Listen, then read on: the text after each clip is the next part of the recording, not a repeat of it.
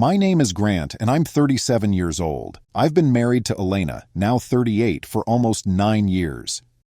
We've been together for 15 years, and in that time, we built a life together that many would envy. We live in a quiet town surrounded by pine trees and a peaceful landscape.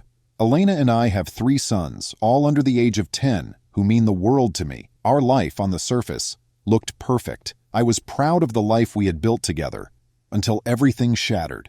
It was in 2011 when I learned about the affair. Elena had been emotionally involved with a man named Damon, someone she met online in 2009. Damon was stationed overseas for most of the time they were in contact, and while they never met in person, the depth of their relationship was undeniable. Elena spent hours every day on the phone with him, confessing her love and pouring her heart into their conversations. What hurt the most was discovering that Elena had planned to leave me and take our boys to start a new life with Damon. I found out all of this after Damon passed away in late 2011. That's when the affair ended. Not because Elena chose me, but because life chose for her. I remember how devastated I was, standing in our kitchen one quiet evening, staring at the messages, the photos, the calls that consumed her for 2 long years. The person I trusted more than anyone had been in love with someone else. I couldn't believe it. I stayed, though. Not because I forgave her, but because we had our youngest son around the time Damon died. I thought about what a divorce would do to my kids, how it would tear them apart, and how financially I wouldn't recover. Elena promised she was done with it. She said she was a different person now. I wanted to believe her, but the hurt never went away. It just buried itself deeper and deeper. I never truly forgave her, and every time I looked at her, I wondered, if Damon were still alive, would she still be here with me? Or would she have left me in the dust, moving on to a life where I was nothing but a memory? But as much as it tore me up inside, I didn't leave. Instead, I started to plot my own path. If Elena could betray me and walk away unscathed, maybe it was time I found my own release. Maybe it was time for my revenge. In the months after discovering Elena's betrayal, I was numb. I didn't know how to move forward, but I knew I couldn't just sit in the ruins of our marriage and pretend everything was fine. That's when an unexpected opportunity came, a work trip to Southeast Asia. A colleague invited me along to assist with a project. It was meant to be a short-term distraction, but it turned into something far more. While there, I met Naya. She worked at a local restaurant we visited often during our stay. Naya was 29, full of life, and had an infectious laugh that drew people in. She noticed how detached I seemed from the rest of the group and made a point to sit near me, asking about my life back home. She had an understanding gaze, the kind that made me feel seen again, like someone cared about my story. One night, after a few too many drinks, Naya and I found ourselves alone. She leaned in close and whispered something playful, something I hadn't heard in years from Elena. One thing led to another, and before I knew it, we were in my hotel room, tangled in each other's arms. The guilt I expected to feel never came. Instead, I felt relief. For the first time in years, I wasn't the victim. I had control, and for once, I was the one stepping outside the lines. After Naya, things between Elena and me didn't change, at least not on the surface. She still tried to be the perfect wife, attending to the kids, cooking dinner, and apologizing with her eyes whenever she thought I was angry. But inside, I was already drifting further away. My mind was consumed with thoughts of my next escape. The following year, I took another work trip, this time under the guise of it being necessary for my career. I had to get away. I needed the rush, the sense of control that came with my secret life. That's when I met Leah, a woman I worked with from another department. Leah was 34, recently separated from her husband, and we clicked almost instantly during a company retreat. She had the same frustration and loneliness in her eyes that I carried in mine, and we bonded over that shared despair. One night, after we both stayed late at the hotel bar, Leah admitted that she wasn't looking for anything serious, just someone to make her feel alive again. I didn't need convincing. We spent the night together, knowing that neither of us had any real emotional attachment. For me, it was just another step in reclaiming the power I felt Elena had stolen from me. I thought that would be it.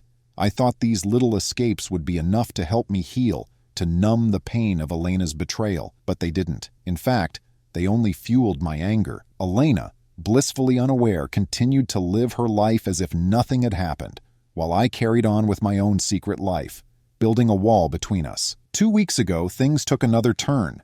I had a one-night stand with Jade, a coworker I'd known for a while but never really considered in that way. It happened so quickly. We were out after work, celebrating a successful project, and there was a moment where our eyes met across the table. She smiled at me, a smile that held more meaning than I was ready for. I knew what was going to happen before it even did. After that night with Jade, something inside me shifted. My feelings of guilt were long gone, replaced by a hunger for something more. It wasn't just about the affairs anymore. It was about what they represented. I was tired of pretending, tired of holding back, and tired of being the one left shattered by someone else's choices. That's when I started to form a plan. If Elena could betray me and still walk around like the hero of our family, maybe it was time I made her see just how broken our life had become. But not in the way she might expect. This time it would be me pulling the strings. I couldn't stop after Jade. It wasn't about the women themselves. It was about what they gave me. Control. Each new encounter felt like a piece of the power Elena had stolen was slowly coming back to me. The betrayal she thought she could keep buried would pale in comparison to what I had planned for her. But first, I needed to fuel the fire a little more. Cassia was next. She was 31. Someone I met through a mutual friend at a party. There was something different about Cassia. She had a sharp wit and could keep up with my dry sense of humor. That night, after a few drinks, we found ourselves alone on the balcony, the noise of the party distant behind us. She made the first move, leaning in close, her breath warm against my neck as she whispered, "I know you're not here just for the party." She was right. I wasn't. I was there for a distraction, for something that could help me forget about the mess waiting for me at home. We spent that night together. And just like the others, it didn't feel wrong. It felt like I was reclaiming my life piece by piece.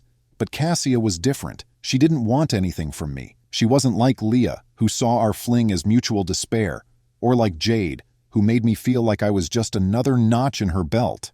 Cassia was fun, detached, and exactly what I needed at that moment. But the high from these affairs started to wear off quicker than I expected. I would go home to Elena, who still believed we were in a better place. She was trying, I could see that, but every time she smiled at me or made an effort to rekindle the intimacy we once had, I saw right through it. She didn't know what I knew. She didn't feel what I felt. To her, Damon was gone, and her slate was wiped clean. But for me, the memories were still fresh, and every interaction with Elena was tainted by what she had done. The affairs didn't help me forget, they just made me angrier. The more I strayed, the more I realized that Elena never truly faced the consequences of her betrayal. She got to move on as if nothing happened, while I was stuck carrying the weight of her decisions. That's when the plan started to take shape. I wasn't just going to have my little revenge with these women. I was going to destroy the very world Elena thought she had rebuilt. I started to spend more time with Isla, a 28-year-old acquaintance I'd met through work. Isla was different. She was young, vibrant, and she had no baggage. To her, I was just an older, more experienced man who could show her the world in ways her life hadn't yet allowed. We met for lunch a few times, kept it professional, and then one evening, after a casual dinner, things escalated. Isla wasn't looking for a commitment, and that made her perfect for what I needed. But this time, I started thinking differently. Isla wasn't just another affair. She was going to be part of my plan. The plan to finally make Elena understand the devastation she caused. I needed someone who would be willing to be seen with me in public, someone who would raise eyebrows and make people question everything. Isla, being younger and carefree, was the perfect candidate for that role. As the weeks went by, my anger grew. Elena continued her attempts at being a better wife, completely oblivious to what was happening right under her nose. Every time she smiled at me or asked how my day was, I felt the rage building. She had no idea how deep my betrayal ran or how meticulously I had crafted my revenge. Then, there was Elora. Elora was 33, and unlike the others, she had been through a messy divorce. We met at a friend's gathering, and there was something about her that intrigued me. She was hardened, cold, and detached from the world, much like I had become. Elora wasn't looking for love or even affection. She was looking for control, just like me. And that's why we clicked. We started meeting up casually, and it wasn't long before our relationship turned physical. But Elora was different. She didn't want anything more than what we had. We both understood each other's brokenness, and that made it easier to detach ourselves from any emotional connection.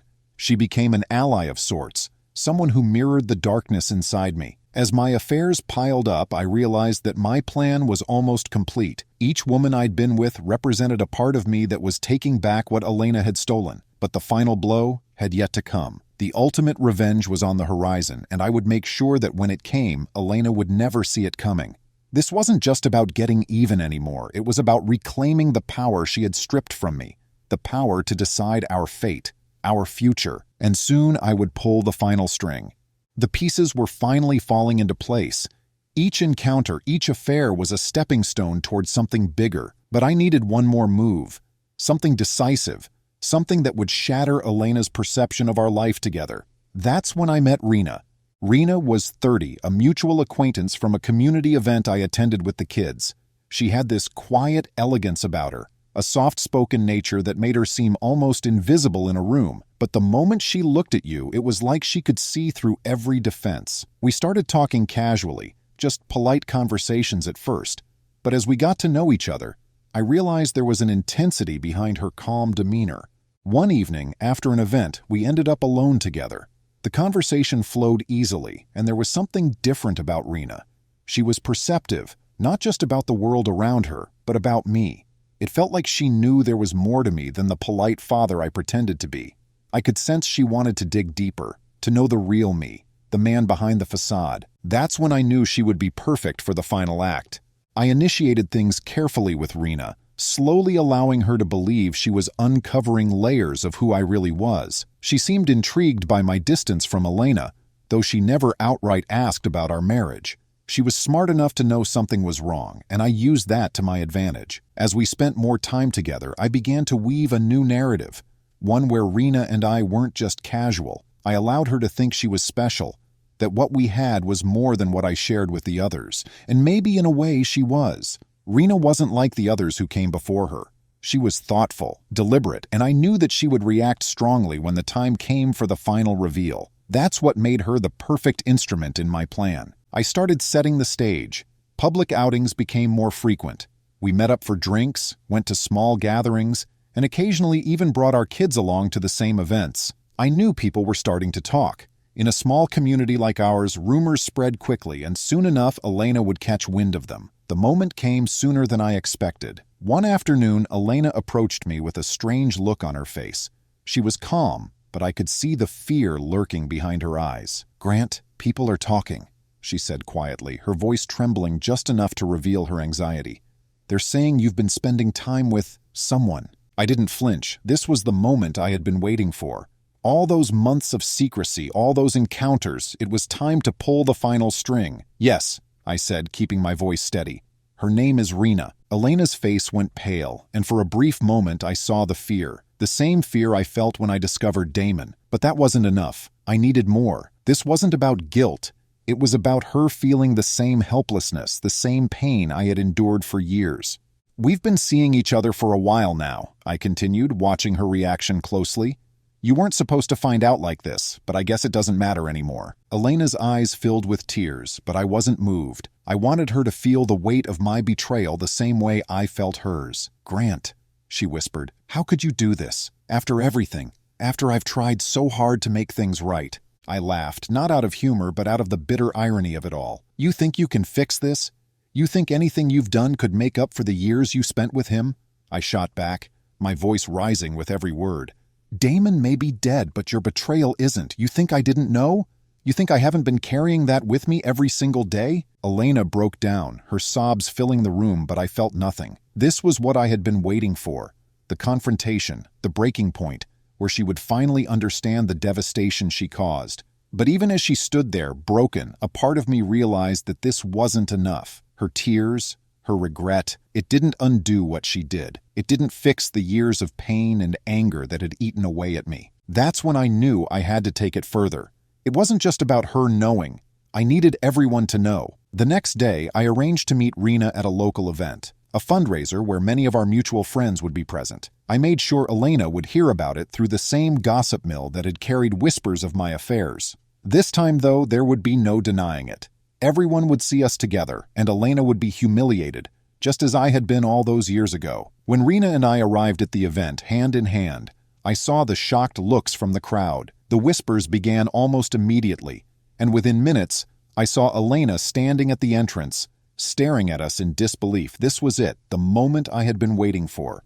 As Rena and I walked into the event, the tension in the room was palpable. Whispers echoed around us, but I stayed calm, wearing a mask of indifference. My heart raced, not with fear, but with satisfaction. This was the moment I had been working toward for months.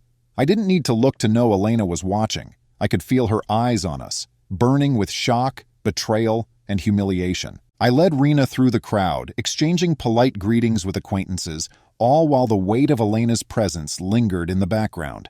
I was in control now. Everything was playing out just as I had planned. Halfway through the event, Elena approached.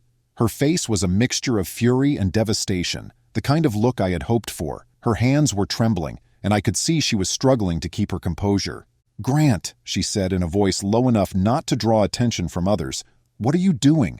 This isn't you. Please stop this before it gets worse." I turned to face her fully, but I didn't let go of Rena's hand. Instead, I squeezed it gently, a deliberate move, one that I knew would cut through Elena like a knife. "This is exactly who I am, Elena," I said coldly. "You just never cared to see it." Elena's eyes darted to Rena, who stood quietly, confused but trusting me enough to stay silent. I hadn't told her the full extent of what I was doing. To her, this was just the beginning of something new, something serious. She didn't realize she was a pawn in a game she never signed up to play. "Do you have any idea what this is doing to our family?" Elena asked, her voice cracking under the weight of her emotions. "To our boys? I've been trying so hard to fix what I broke, and you're just tearing everything apart." I could hear the desperation in her voice, and for a split second something inside me softened, but that softness was quickly replaced by the rage I had carried for so long. I couldn't let her off that easily. She needed to feel this, every last ounce of the pain she had caused me. "You think you can fix this?" I replied, my voice icy. "You think a few years of being a good wife can erase what you did? If Damon hadn't died, you wouldn't even be here, would you? You would have left me and the kids in a heartbeat." Elena's tears started to fall and her composure crumbled. She was shaking now, and her voice was barely a whisper. "I was wrong, Grant. I know that. But this isn't the way to fix anything." I laughed bitterly. "I don't want to fix it, Elena. I want you to feel what I felt. I want you to understand what it's like to be completely shattered." The scene was drawing attention now. People around us were starting to notice the confrontation, and I could feel their eyes on us, waiting for the explosion. Rena stood by my side, her grip on my hand tightening as she began to understand that she was more involved in something much darker than she had anticipated. Elena didn't say anything else. She turned and walked away, her shoulders slumped in defeat. I watched her leave, feeling a surge of triumph, but also an unexpected hollowness. I had imagined this moment so many times, but now that it was here, it didn't feel as satisfying as I had hoped. As the night wore on, I noticed that Rena had become quiet, her usual warmth replaced by a cold distance. She could sense that something was off. When we finally left the event and sat in the car, she turned to me and asked, "What's really going on, Grant?" I could see the worry in her eyes. She wasn't oblivious. She knew that whatever had just happened between Elena and me wasn't just a normal marital fight. It was something much more sinister. "I've been honest with you," I said, trying to keep my voice steady. "Elena and I have been done for a long time." But Rena didn't buy it. She looked away, her fingers nervously tapping on the dashboard. "You used me tonight, didn't you?" she asked quietly. There it was. The question I knew was coming but hoped to avoid. I sighed, unable to deny it. "It's more complicated than that," I replied, though I knew that wasn't enough. She turned to face me again, her eyes now filled with hurt. "I thought this was real, Grant. I thought what we had was real, but now I see I was just a part of your revenge." Her words stung, but I didn't let it show. I had come too far to back down now. "You don't understand. I needed to do this." Elena needed to know. Rena shook her head, tears welling up in her eyes. "This wasn't about her. This was about you. You're no better than she was." The truth of her words hit me harder than I expected. I had spent so long plotting my revenge, convincing myself that I was justified, that I hadn't stopped to realize how far I had fallen. Rena was right. I wasn't better than Elena. I was just as broken, just as destructive. That night, Rena left me. She didn't say goodbye, didn't give me another chance to explain. She simply walked away, and I knew I would never see her again. The hollowness I felt earlier deepened, and for the first time in a long time, I was truly alone. Elena, broken and humiliated, returned to our boys, but things would never be the same. I had destroyed everything, not just for her, but for myself as well. My revenge was complete, but it didn't feel like victory. It felt like a hollow, empty defeat. I thought I would feel powerful, in control. But in the end, I realized that revenge didn't heal me. It only deepened my wounds. In the days that followed, the house was quieter than ever. Elena kept her distance, retreating into herself, and the boys sensed the tension. They would ask why their mother seemed so sad, why I wasn't around as much. I had no answers for them. How could I explain the chaos I had unleashed, the pain I had caused? The guilt I thought I could outrun was catching up to me, faster and heavier than I expected. I stayed in the marriage for the sake of our children, though the connection between Elena and me was now irreparably severed. We functioned like two strangers, coexisting under the same roof but living in completely separate worlds. At night, I would lie awake, replaying the confrontation at the event, thinking about Rena's parting words. She had seen through my carefully constructed facade, and in doing so, had forced me to confront a truth I had long denied. I wasn't just seeking revenge on Elena. I had been punishing myself, tearing down everything we had built because I couldn't accept what had happened. I couldn't forgive, not her, not myself. I realized that for years I had been carrying the weight of her betrayal, letting it shape every decision I made, every relationship I destroyed, and now I had nothing left but the wreckage. Elena, despite everything, continued to try to make things work for the sake of the boys. She put on a brave face, acting as if the pieces of our shattered lives could somehow be glued back together. But I knew better. The damage was done. Trust, once broken, couldn't be mended with time or effort. We were both too far gone. As for Rena, she vanished from my life entirely. I hadn't expected her to stay after what I had done, but her absence still left a mark. She wasn't just another woman I used in my quest for revenge. She had been the one who finally made me see what I had become. And when she walked away, she took with her the last piece of my illusion. I stood alone in the aftermath of my decisions, no longer sure of who I was or what I had been trying to achieve. Revenge had consumed me, twisted me into something unrecognizable, and now I was left to deal with the consequences. I thought I could reclaim my life by tearing Elena down, but all I had done was destroy the family we had both once cared for. My sons still saw me as their father, but even that role felt fragile. I wasn't the man they thought I was. Not anymore. Every time they looked up at me with admiration, I wondered how long it would be before they realized the truth, that their father had been the architect of his own undoing. In the quiet moments when the house was still and the weight of my choices pressed down on me, I finally understood what Rena had meant. I had become everything I hated. The betrayal, the lies, the need for control. They had consumed me until there was nothing left but bitterness. I wasn't better than Elena. I was worse, because I had let my need for revenge destroy the very thing I claimed to be protecting, my family. Months passed and life carried on in its hollow, routine way. Elena and I remained together, if only in name, our marriage a fragile shell of what it once was. We didn't talk about what had happened, didn't bring up the affairs or the betrayal. We simply existed, two people bound by the responsibilities of parenthood, but nothing more. And yet the thought lingered.